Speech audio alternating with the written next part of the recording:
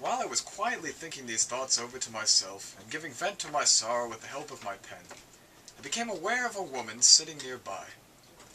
She was of awe-inspiring appearance, her eyes burning and keen beyond the usual power of men. And she was so full of years that I could hardly think of her as of my own generation, and yet she possessed a vivid color and undiminished vigor. It was difficult to be sure of her height, for sometimes she was of average human size, while at other times she seemed to touch the very sky with the top of her head. And when she lifted herself even higher, she pierced it and was lost to human sight. Her clothes were made of imperishable material, of the finest thread woven with the most delicate skill. Later she told me that she had made them with her own hands. Their color, however, was obscured by a kind of film, as of long neglect, like statues covered in dust. There were some books in her right hand, and in her left hand she held a scepter. She became angry and yelled that I should not spend time complaining. Do not complain, young one!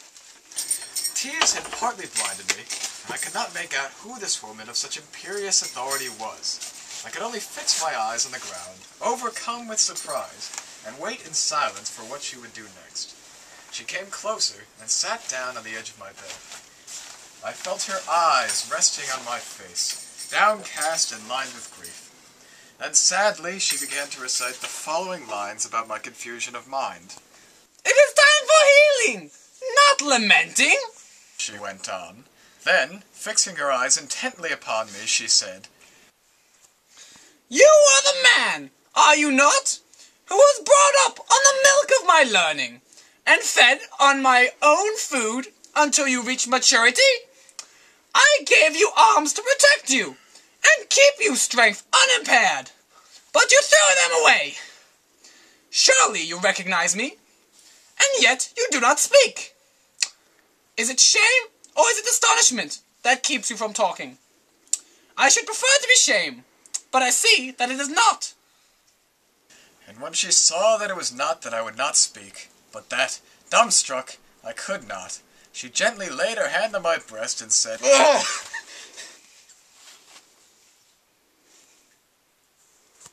It is nothing serious, only a touch of amnesia that he is suffering. The common disease of deluded minds.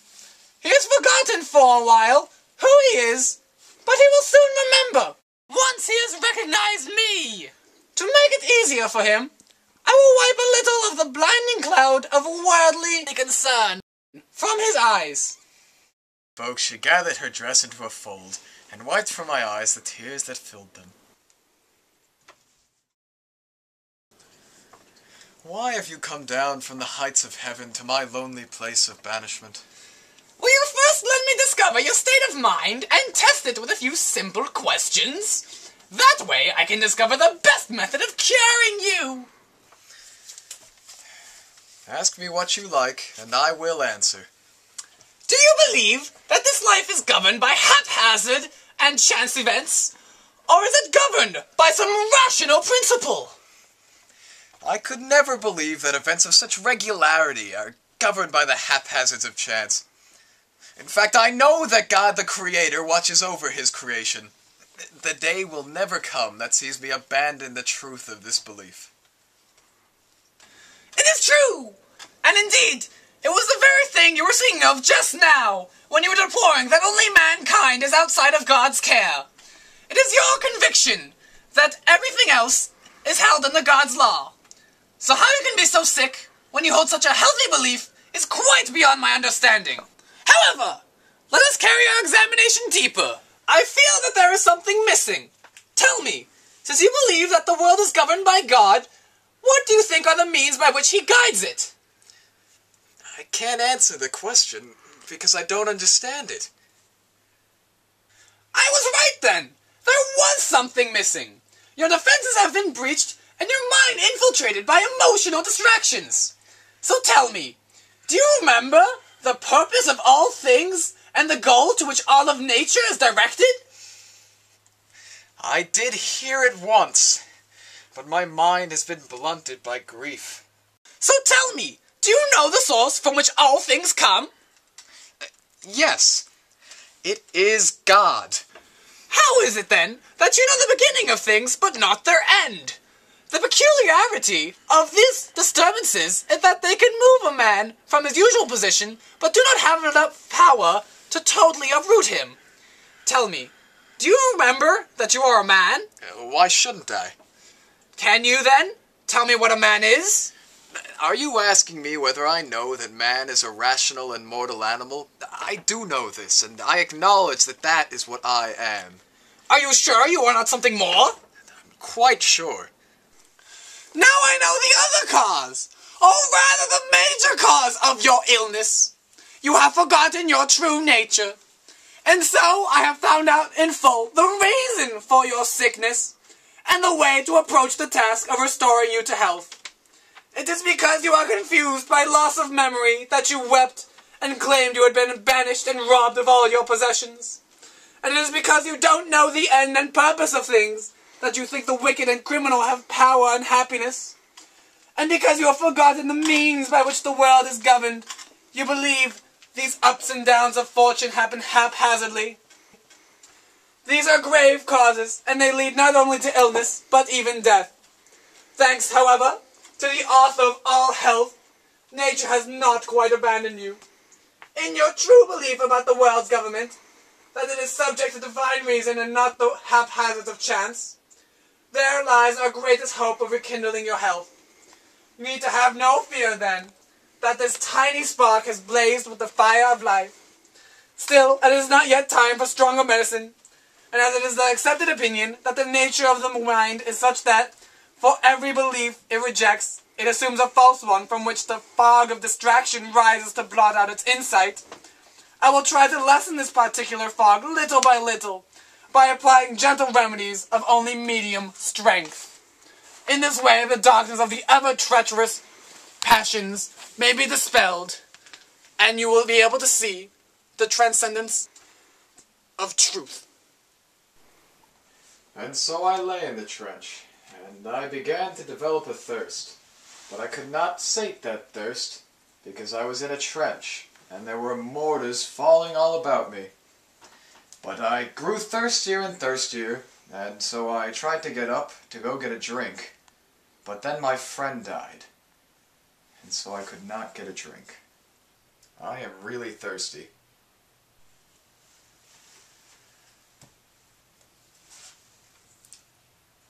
I am really thirsty.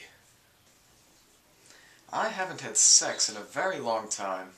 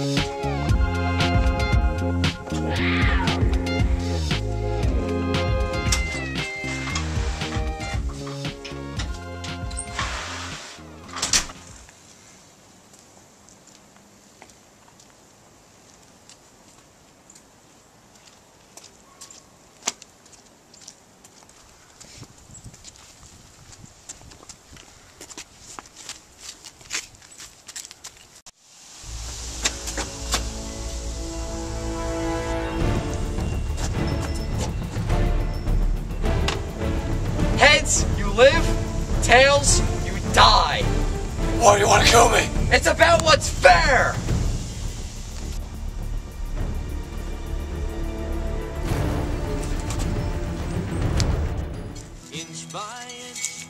viral.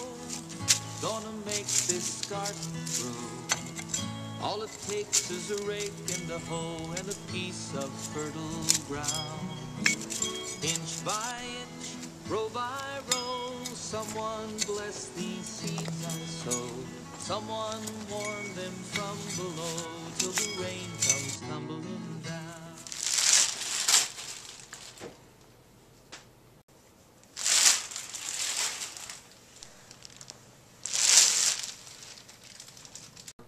What is going on? What in the hell? My cabbages! Where are we?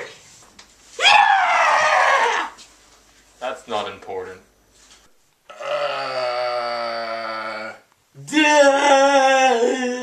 Who are you?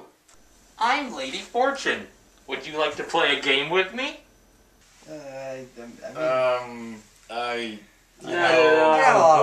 dude. I kinda... Tough day. Not really. At all. No. Lovely!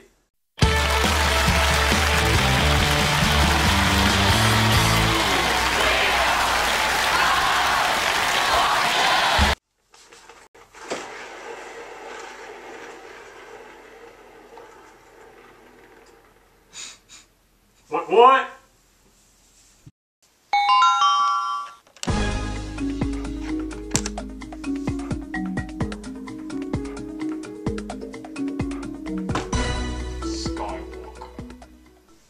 Lady Philosophy's efforts to pull Boethius away from the hopelessness and cynicism of his God-questioning state parallel those of Luke Skywalker striving to pull his father away from the dark side of the Force and the will of the Emperor. Okay, so I have no idea how we're going to incorporate our other 4 connections at all. There's no possible way to implement this. Yeah, I think we're done. Okay, well do it live! Okay. That's tomorrow, and that is it for us today. Okay, I don't know, whatever it is, it's not right on the teleprompter. I don't know what that is. I've never seen that. No, there it is. We are going to do Sting, yeah. Okay, but Okay. yeah, I can't read it. There's no words on it. Okay. Ready? Sure. There's no words there. To play us out. What does that mean? To play us out. Sting is going to do, it's a video, Sting video. What is... For credits. I don't know what that means, to play us out. What does that mean? To end the show? Yeah, yeah. All right, go. In 5, 4, 3. That's tomorrow, and that is it. Okay, in 5, 4, 3. That's tomorrow, and that is it for us today. And we will leave you with a... I can't do it. Okay. We'll do it live. Okay. No. We'll do it live. F it. Do it live. I'll write it, and we'll do it live. F***ing thing sucks.